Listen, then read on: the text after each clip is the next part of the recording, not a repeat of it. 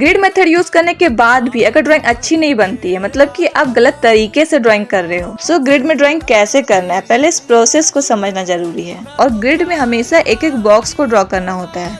अगर हम इस बॉक्स को अपने ड्राइंग पेपर पे ड्रॉ कर रहे हैं तो सबसे पहले हमें इस बॉक्स के अंदर का जो शेप है उसे ध्यान देना है कि वो किस तरीके का शेप है, और शेप को हमें बस अपने ड्राइंग पेपर पे ड्रॉ करना है।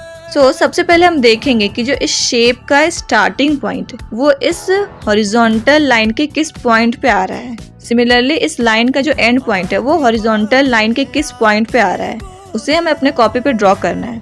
सबसे पहले यहाँ नीचे के जो पॉइंट है उसे मैंने मार्क किया है, और इसी तरह से ऊपर के जो पॉइंट्स जहाँ टच कर रहे हॉरिजॉन्टल लाइन पर उसे अपने कॉपी पे मार्क करना है कि वो किस पोजीशन पर है, कितना डिस्टेंस पर है उस वर्टिकल लाइन से।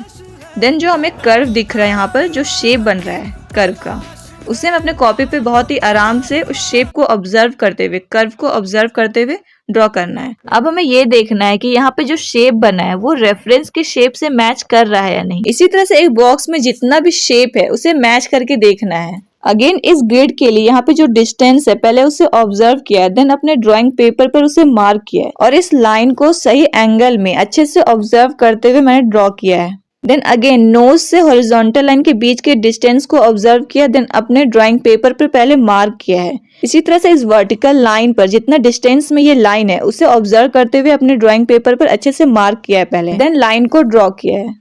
देन इस शेप को ड्रॉ करने के लिए अपर हॉरिजॉन्टल लाइन से शेप के बीच का डिस्टेंस, वर्टिकल लाइन से शेप के बीच का डिस्टेंस एंड नीचे वाले हॉरिजॉन्टल लाइन से शेप के डिस्टेंस को ऑब्जर्व करते हुए अपने ड्राइंग पेपर पर अच्छे से पहले मार्क किया है, देन उस शेप को ऑब्जर्व करते हुए ड्रॉ किया है। जब आप इसी प्रोसेस को फॉलो करोगे और ध्यान से एक एक बॉक्स को ऑब्जर्व करते हुए ड्रॉ करोगे तो आपकी जो ओवरऑल आउटलाइन वो काफी अच्छी बनेगी।